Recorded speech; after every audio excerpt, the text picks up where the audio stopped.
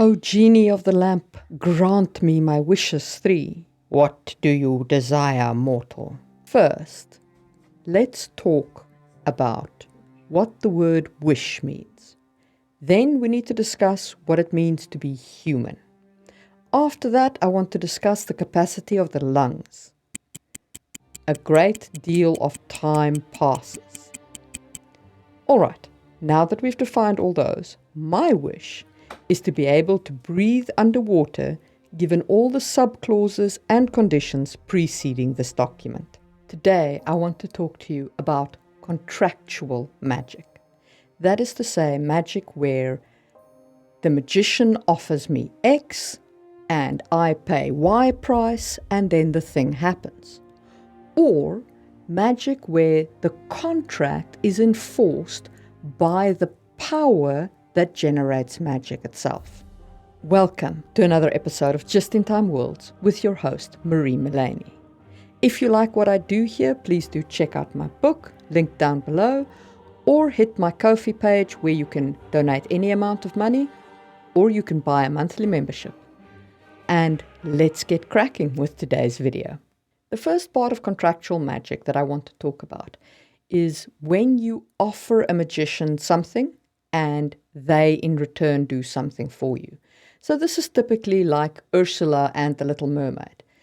The Little Mermaid wants legs in order to win her prince. Ursula gives her the legs that she wants. Of course, in these things, the devil is always in the detail.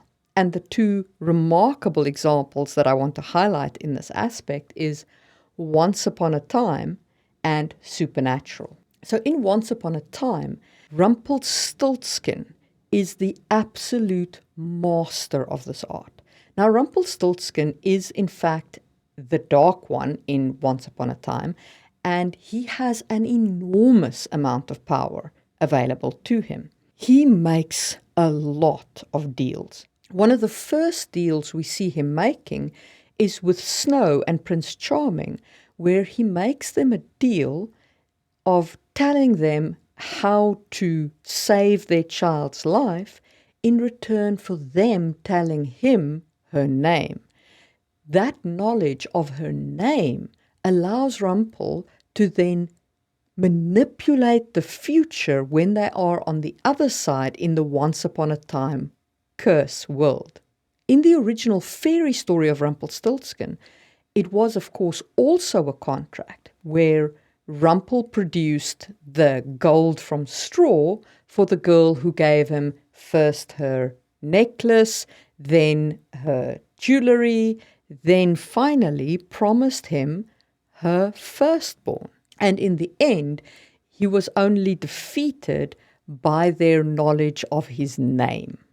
I should probably emphasize here that name magic is not contract magic. Name magic is when you know somebody's name and you use that to force them to do your will.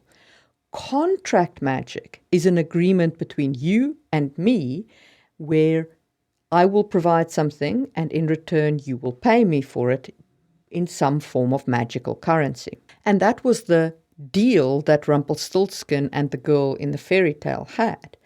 Name magic was then used to force Rumpelstiltskin to release his contract on the girl.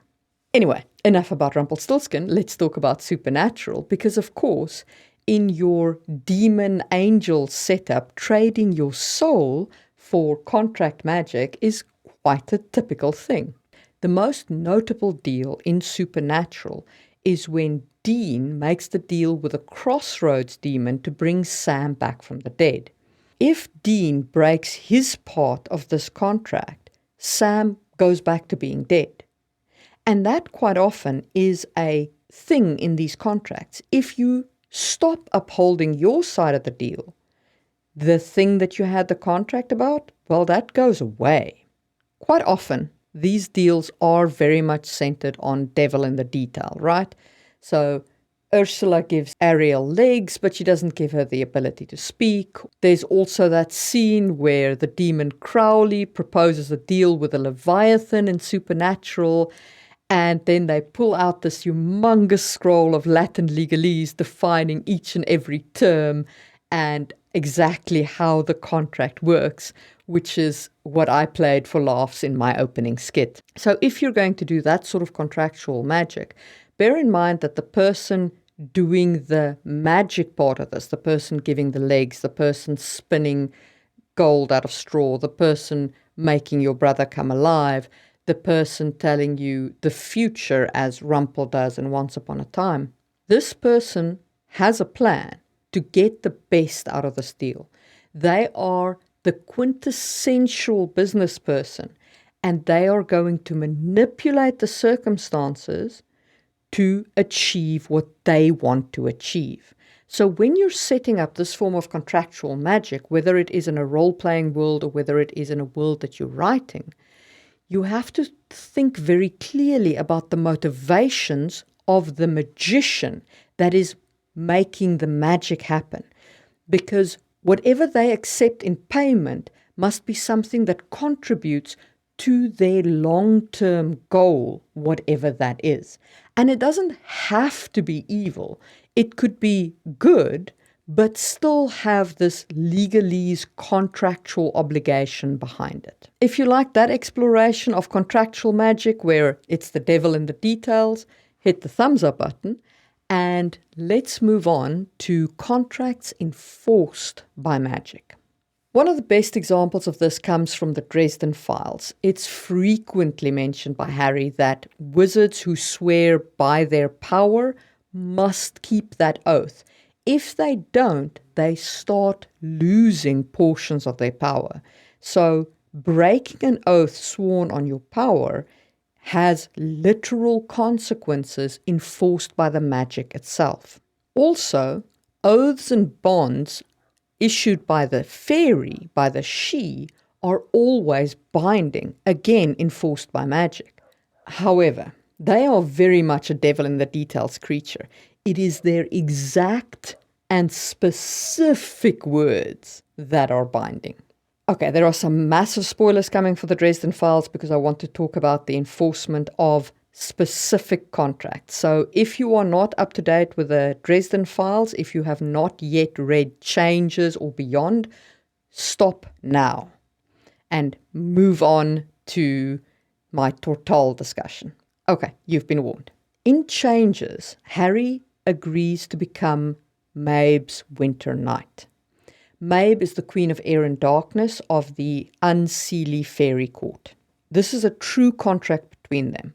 She gives him the power to rescue his daughter, and in return, he swears to become her Winter Knight until he dies. This contract between them is sealed in the most elemental way possible. It is by having sex, and it is one of the few sex scenes in a fantasy book that I can absolutely say is not salacious. As Harry himself thinks while this is happening, it is like having sex with a mountain or with a storm. It's a force of nature that he's interacting with to seal this contract. Okay, so now Harry is the Winter Knight. In the book Cold Days, Harry tries to break winter law, which is the law as laid down by Mab and applies to all of the court.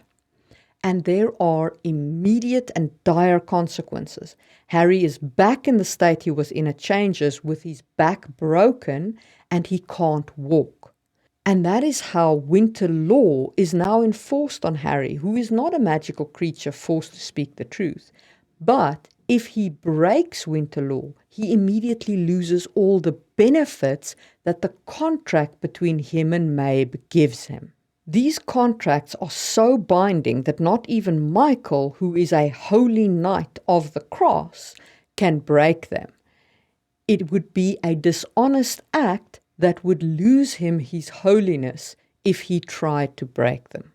And that is how intensely these contracts are enforced. So if you're going to use contract magic of that kind, where the contract itself is enforced by magic, then you need to be very clear on what the consequences are and when they kick in.